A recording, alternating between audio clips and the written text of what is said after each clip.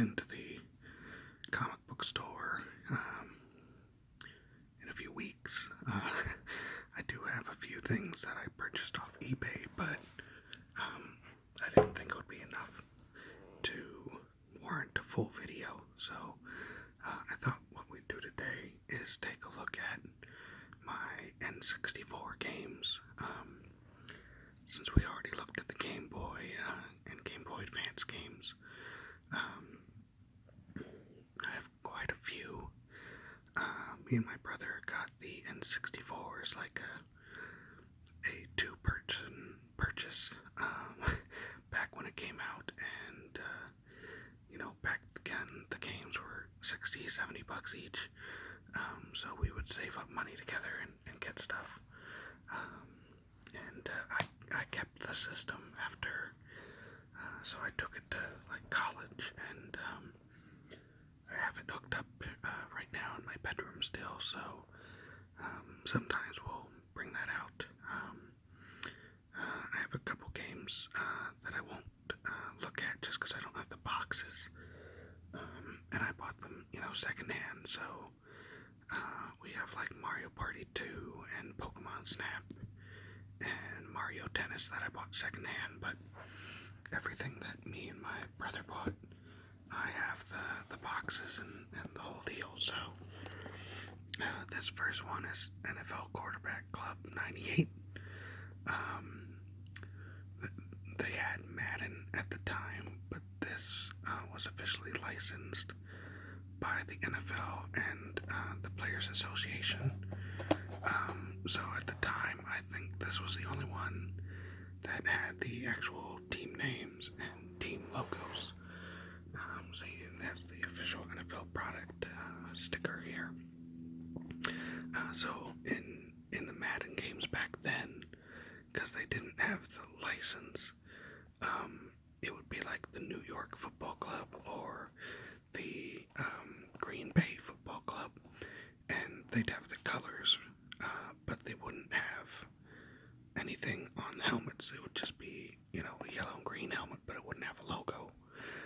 And you see here it says only official NFL N64 game for the 97-98 season.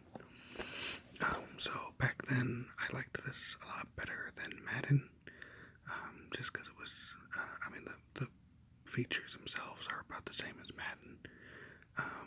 I remember Madden games at the time were a lot more, like the running features were a lot higher, so it's a little harder to run the ball in this game, especially since it's quarterback club, so they want you to throw the ball. But I loved this game. I used to play as the Denver Broncos and John Elway, and there was this one thing I remember is, unlike today, you could just hike the ball, and basically the quarterback would throw it to whoever he wanted to, if you didn't control it. So back then I would let John Elway, CPU, throw it wherever he wanted, which was probably stupid. But there was one fake field goal play that I would use if I was way behind, because if he threw it to the tight end out in the flat, and of course, unfortunately, I was stupid enough to let him decide where he was going to throw it, I wouldn't take control of the quarterback and throw it. But if he threw it to the tight end on the flat, most of the time, either he'd have one person on him or nobody. And if nobody was covering him, you could just run down the field like 99 yards if you needed to. If, like I do now, if you could take control of the quarterback and just make sure he passes it that way, that would have been smarter. But at the time I was young and stupid, I let him do it, and then I would just, after the receiver caught the ball, or if it was the running back, I would control them. But I let the quarterback do his thing. This is 1080 snowboarding. This is basically just, Tony Hawk, but on a snowboard. crazy things like jump out of helicopters and go down mountains, and it's basically timing and well, I think there were like two modes. It was like you could either do just go down the mountain as fast as you could, and I think you get points for doing tricks and stuff, or they had like the the flags on like the slalom where you go one side or other of the flag. And there's some fun stuff in here. Like you could go off. There's this one course where it kind of goes down this hill, like back and forth. But if you're stupid, you could just fly off the side. And there were like a character or two that could just kind of ride all the way down the mountain to the very bottom. And that was kind of fun. Playing it legit was probably not as fun as doing stuff like that.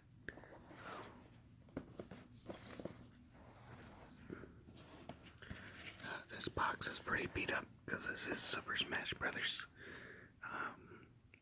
the original and the best, as far as I'm concerned. I took this to college, and like the first semester of college, we didn't have I can't remember if we had a TV even, but we didn't have like a video game system, or maybe that was the first quarter, but like the first break we had, I brought back my Nintendo 64, and I had two controllers, and I think like somebody else had two more, and we would play this legit for hours on end. I was Pikachu, and I was super good. Like, I would kick everybody's butt in the house that we were living in, and then the next best guy was Kirby, and I remember we went, home for Christmas break, and when we came back, he had been, like, legit practicing with Kirby, like, the entire break. So all of a sudden he was, able to challenge me, and we had, like, epic, long play sessions where we'd both be at, like, 200 damage, and, like, the next person to get hit would just fly off the map. So that was, always loved that game. This is the original Paper Mario. If you don't know, it's like an RPG where Mario is flat.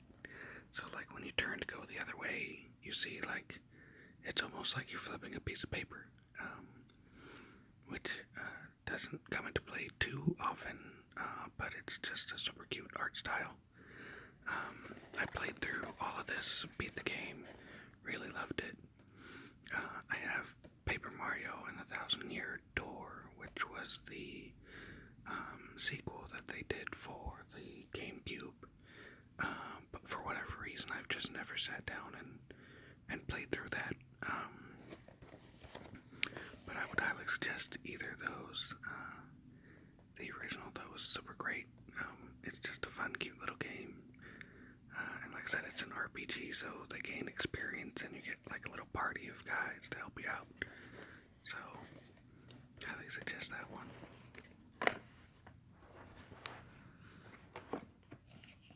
Next is the classic Legend of Zelda Ocarina of Time.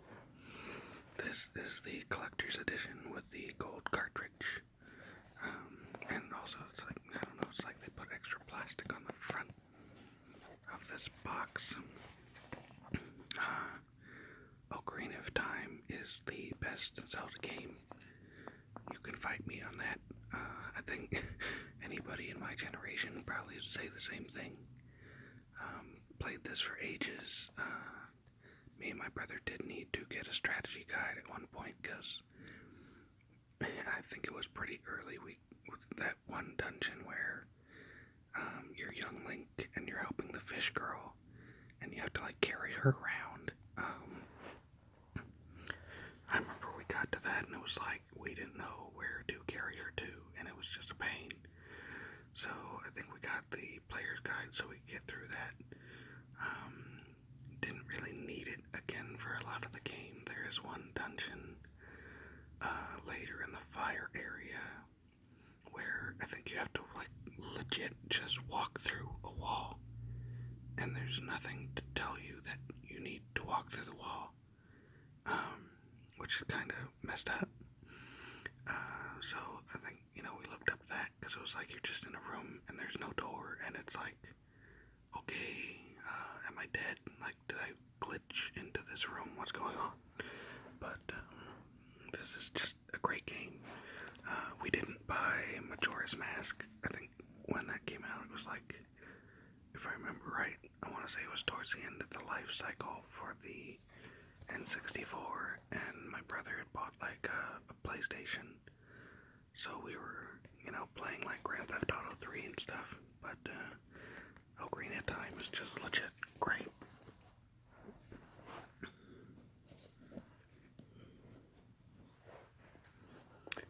Another popular college one, Goldeneye. Who doesn't love Goldeneye? The movie is pretty good, but the game is, I'm sure some people know that this is a game and don't know that there's a movie, or have never seen the movie, but, legit fun for everyone. We would play for ages on this. Sometimes if we were really bored, we would straight up just like, do first person view and like gangland assassinate each other. Be like, okay, you kneel down and look at him, and we'd be like pointing the gun in each other's faces. But just a great game. I used to love me and one of my friends in high school on that first level. If you don't blow up the gas canisters, there's a room towards the back of the gas canister room that you can go into, and there's a metal door, and if you've alerted them and like people are coming, like people come non-stop. So what we would do would be like basically just stand on the other side of the door, and when the door would open, you would just shoot the guys that came in, like 10 or 15 of them, and then the door would close, and in a few seconds the door would open again, no more guys would be there, and we'd just shoot them, and then eventually you'd have to go pick up some ammo, but you could do that for like as long as you wanted, so you could rack up like 400, 500 kills, because people would non-stop be spawning into the room. So just kind of fun time waster.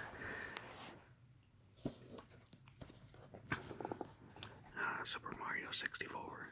This is a classic, of course. I think this came with the system when we bought it.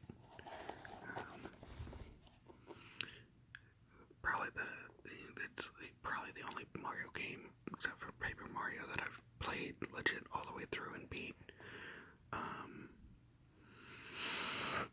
I remember there's some extra hard levels where it's not very clear what you're doing, but made it through, and the boss battle with Bowser, where you run behind him and grab his tail and flip around. Especially when you had to flip around and hit a bomb, that was crazy hard. Sometimes if he's throwing too much fire or jumping on you. But great game, probably honestly my favorite Super Mario game. Obviously I played the Super NES and the NES ones, but as far as like getting actually hooked and liking the gameplay and wanting to beat it, this was probably the only one for me. I didn't play Super Mario Sunshine on the GameCube. I think, question mark, I used to own it. I don't think I even own it anymore. Because I bought it and then I had never put it in the GameCube once. Unfortunately, same story for Legend of Zelda it's not Link's Awakening, it's the one with the wolf. I bought that. I think at the time it was like they released it for GameCube and the Wii. I bought it for GameCube and I had it for a long while, never played it, and then when I pared down my video games, unfortunately I stupidly got rid of that one. Here's Mario Kart 64. This was a good one at college too. We'd play this one. Some people knew how to do that thing where you kind of dash forward because he did the slide. was never very good at that. At least not on the 64 version. But we played the heck out of this. I can't remember. I don't think I've played this with my daughter. She plays on the GameCube one where you have two people in the cart. That's mostly because for the longest time she could not drive to save her life, so I would drive and she would just be spamming the shoot button, and if we ran over an item she would shoot it immediately. So we might want to try this at some point now that she's able to control the characters. This is Top Gear Rally, which is basically just a racing game. Nothing super amazing, but I used to love this one because you could do paint jobs on the cars. So once you unlock the car, you could do custom paint. So I would make superhero cars and shit. I had a Moon Knight car that's probably on a save file somewhere. And the other thing I liked was it had this view where you could see the hood of the car and a rear view, so you could race third person, which I've never enjoyed, but you could also race in the car, which was really cool because this is a lot of off-road stuff. So it's you're going super fast and you're jumping over crap, and you're the behind the wheel view was just awesome.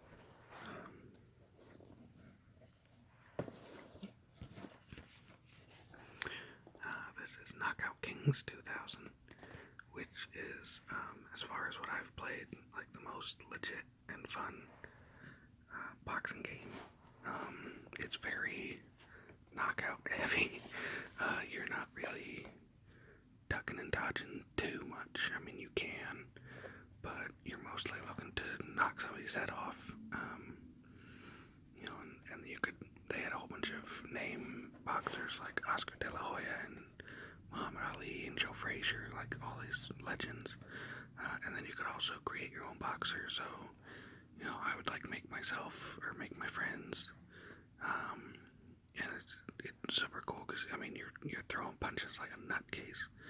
And then if you knock somebody out or knock them down, it would have a replay. And you could do slow motion replays, you could control how fast or slow it went. Just super fun.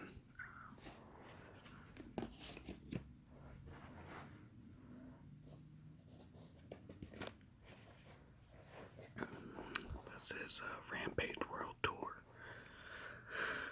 Basically, just bought this because Rampage was, one of those games if you grew up in the 80s, 90s, that you had it for the Super Nintendo or the Nintendo, and it was super fun, and they had it in the arcades too, and this was just the new version. Rampage itself as a game gets pretty old pretty fast because you're just running around breaking stuff, but a bit of a nostalgia trip even in the 90s, picked that up.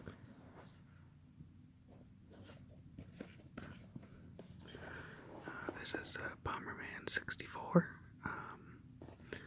which I remember being, it's kind of like a puzzle adventure game, so, there's different stages and you have to drop the bombs in certain ways to kill the boss or things like that. It's pretty fun. If you play the one-player, adventure, you can get cool little, armors and stuff like these guys on here, so you could get, that guy's hat and that guy's chest piece and stuff, so you could make your own Bomberman out of the different pieces, which, you could then take into, battle mode with, other players, which was fun. I remember it being a little hard on the single player, but, once you got used to it, it was pretty fun.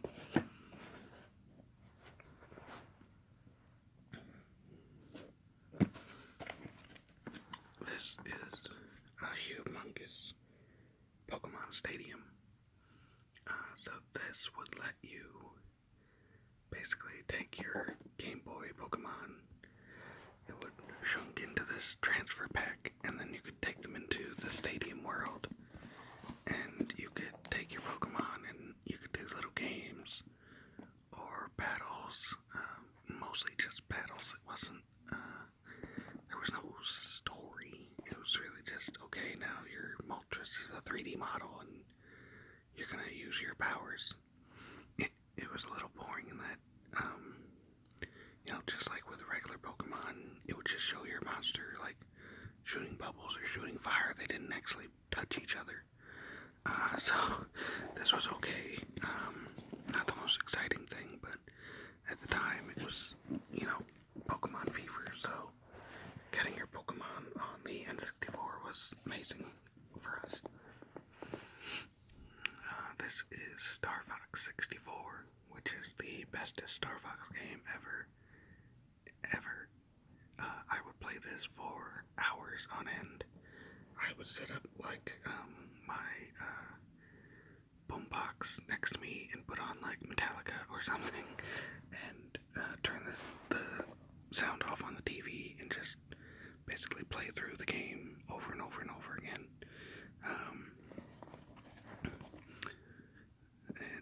There's flying missions, there's tank missions, there's there's an underwater mission. Just an amazing game. This was the first one that had the Rumble Pack. So this was the first ever controller that would shake if you put the Rumble Pack in there. I think I have a Rumble Pack still, but it don't shake no more. By the time that was like, oh my gosh, it's rumbling, and there'd be scenes in here where something would explode and it would be like, and it would be like, oh my gosh, that's amazing. I remember when this was about to come out, we had a Nintendo Power, I think, subscription, and they sent you like a straight up video in the mail, and it was just a like 30-minute ad for Star Fox and the Rumble Pack, and how amazing it was going to be that the controller was shaking. Last but not least, here is WCW NWO Revenge. I was a huge wrestling fan at the time, and I was watching both WWF and WCW, but back then, and I think I must have sold, I must have sold it. I had a WWF game, which I just realized is not in here, which I must have sold. It was, the WWF games at the time, the controllers kind of sucked. It was, instead of just non-stop action and punch, kick, grapple, it was almost like Street Fighter level moves. So, you could punch and kick, but then to do like a signature move, like a stunner, you'd have to move the controller in a certain way, and it was just not very intuitive or fun. But this THQ WCW game, they had one before this, which was super fun, and then this was the one where they had like, every single wrestler and the stage intros, and it was just freaking awesome. They had different outfits, so this one I legit would play for days. You could do different types of matches like Royal Rumbles. You could play for belts. The one I used to do would be you could get knocked out in this game, and I would do like a match with two wrestlers where I would just, I wouldn't try to pin it. It would just like whoever got knocked out first. So I would just wrestle for like 20 minutes and just wait till one guy just lost all his energy. But this thing was fun. I honestly want to play this now. Quite honestly, it was just the bomb. And I know that THQ, these games are like legit, like because THQ got the license for WWE next, and did like a couple games for WWE, and those are like the top WWE video games on lists everywhere. So, but that was it for the N64 games, guys. I hope you enjoyed it. Anal retentive, so I got all these boxes, and I just figured we'd take a look. So, hope to see you guys again, and hope you have a good day.